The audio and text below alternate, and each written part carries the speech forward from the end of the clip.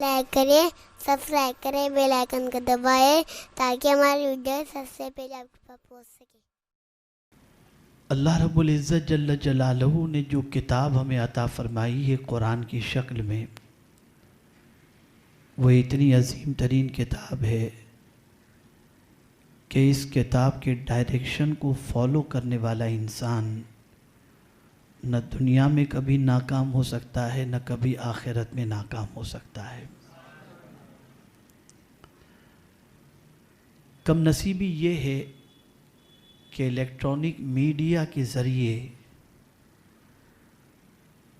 اتنا پروپیگنڈا کیا گیا کہ مسلمان ہوتے ہوئے بھی وہ یہ سمجھتا ہے کہ ہماری ترقی میں اسلام سب سے بڑی معاذ اللہ رکاوٹ ہے۔ وہ احساس کمتری کا شکار ہوتا ہے۔ وہ یہ تصور کرتا ہے کہ دیکھیے ویسٹرن کنٹریز کی سچویشن، امریکہ میں رہنے والوں کی سچویشن، یو کے میں رہنے والوں کی سچویشن، ان کی لائف اسٹائل، ان کی انگلش، ان کا کلچر، یہ بہت عظیم ہے۔ اور اس کی سب سے بڑی مثال میں آپ کو بتاؤں کہ مسلمان ہوتے ہوئے بھی اسلام پر عمل کرنے کے اندر شرمندگی محسوس کرتا ہے۔ مثال کے طور پر آپ ڈاکٹر ہیں، آپ لائر ہیں، آپ انجینئر ہیں، آپ بیرسٹر ہیں، لیکن اگر آپ کو پانی پینا ہے تو آپ ملٹی کلچر کے اندر اگر لائف گزار رہے ہیں تو آپ پانی کھڑے رہ کر پینا پسند کریں گے، بیٹھ کر پینا پسند نہیں کریں گے۔ سوچیں گے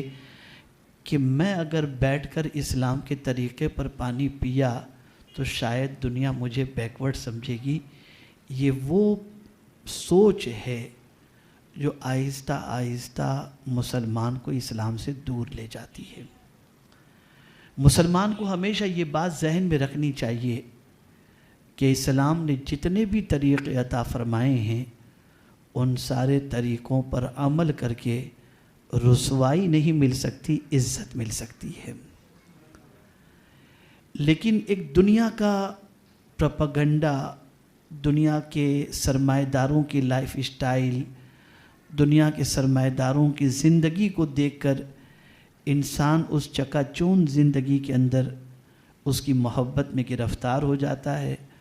اور اس کے بعد وہ انسان یہ تصور کرتا ہے کہ ہمیں معاذ اللہ اسلام نے کیا دیا ہے۔ نماز پڑھو، داڑھی رکھو، امامہ پہنو، ٹوپی پہنو،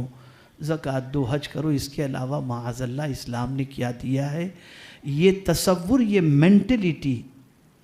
جب آہستہ آہستہ بڑی ہو جاتی، ڈیولپ ہوتی ہے، تو آگے چل کر کے اسلام سے رشتہ مسلمان کا ویک ہو جاتا ہے، اور پھر بعد میں ایسا بھی ہوتا ہے کہ اس کے نزدیک اسلام کی کوئی اہمیت نہیں رہتی۔ اب یہ ریزن کیا ہے؟ تو لائف کے اندر جتنے بھی پرابلمس ہیں اس کے سولیوشن کے حوالے سے ہم نے قرآن کی روشنی میں رہنمائی حاصل نہیں کی، ورنہ قرآن اللہ کی وہ عظیم ترین کتاب ہے، اور آقا کریم صلی اللہ علیہ وسلم کی لائف اتنی عظیم لائف ہے کہ آپ کوئی بھی پرابلم آپ کا ہو اور ترقی کی جس راہ پر بھی آپ کو جانا ہو، آپ قرآن سے اپنے کانٹیکس کو اسٹرانگ رکھیں اور رسول اعظم صلی اللہ علیہ وسلم کی سیرت سے اپنے تعلق کو مضبوط رکھیں، اور اس میں ان چیزوں کو تلاش کریں جو آپ چاہتے ہیں آپ کے پرابلم کے سولیوشن کے لیے۔ آپ کو اللہ کی کتاب اور اس کے رسول صلی اللہ علیہ وسلم کی احادیث کے اندر وہ ساری چیزیں مل جائیں گی۔ کیا ایسا ممکن نہیں کہ ہم اگر اس پر عمل کریں تو ترقی کر جائیں؟ تو میں آپ کو پاسٹ کی طرف لے جاتا ہوں۔ آپ اگر اپنا پاسٹ دیکھیں تو جتنے بھی سائنٹسٹ تھے آج سے 700 بیفور، وہ میکزیمم مسلمان آپ کو نظر آئیں گے۔ اس زمانے میں آج جیسی یونیورسٹیز نہیں تھیں، لیکن بہت ساری چیزوں کے تحقیق کرنے والے اور دنیا کے سامنے پیش کرنے والے موجد کی حیثیت سے اگر آپ دیکھیں تو مسلم سائنسداں نظر آئیں گے۔ تو آخر وہ کون سی چیز تھی جس کی وجہ سے انہوں نے اتنی ترقی حاصل کی؟ اور دنیا میں اپنا نام کما کر دنیا کی ضرورت کی چیزیں پیش کی، تو ایک ہی چیز تھی، انہوں نے قرآن و احادیث کے ذریعے وہ ایجوکیشن حاصل کیا جو سائنس کے ساتھ ساتھ ارتھ سے متعلق ہو، آسمان سے متعلق ہو، کسی چیز سے متعلق ہو، انہوں نے ہر چیز کو قرآن سے جوڑ کر کے علم حاصل کیا، تو اللہ تعالیٰ نے انہیں کامیابی اور ترقی عطا فرمائی۔ اب آج جس ٹاپک پر مجھے بولنا ہے اسے آپ اچھی طرح سے ذہن کے اندر محفوظ کر لیں۔ ہم لوگ اللہ کی توفیق سے، اس کے حبیب صلی اللہ علیہ وسلم کے کرم سے حج کے لیے جب جاتے ہیں تو منی سے رمی کے لیے آنا اور پھر منی سے مزدلفہ کی طرف جانا اور پھر صفا مروہ کی سعی کرنا، یہ جب ہم کرتے ہیں تو یوں تو کر لیتے ہیں اللہ کے فضل سے، لیکن پیر میں کافی درد ہوتا ہے، اور اسی وقت وہاں پلان بناتے ہیں کہ روزانہ اگر کچھ چلنے کی عادت ہو تو آج یہاں چلنے میں ہم کو ٹربل نہیں ہوگا۔ آپ دیکھیں نا کہ جو انسان روزانہ 10-20 کلومیٹر چلنے کا عادی ہو اور کبھی اسے اتفاق ہو جائے کہ 2-5-10 کلومیٹر چلنا پڑے تو اسے تکلیف نہیں ہوگی، لیکن سڈنلی کبھی اس کے ساتھ یہ معاملہ پیش آ جائے کہ 10 کلومیٹر چلنا ہے یا 7 کلومیٹر چلنا ہے تو اس کی طبیعت خراب ہو جائے گی، اس کے پیر میں درد شروع ہو جائے گا، اور مینٹلی وہ اپنے آپ کو بہت زیادہ کمزور فیل کرنا شروع کرے گا۔ پتہ یہ چلا سڈنلی کوئی چیز ہوتی ہے اور انسان کرتا ہے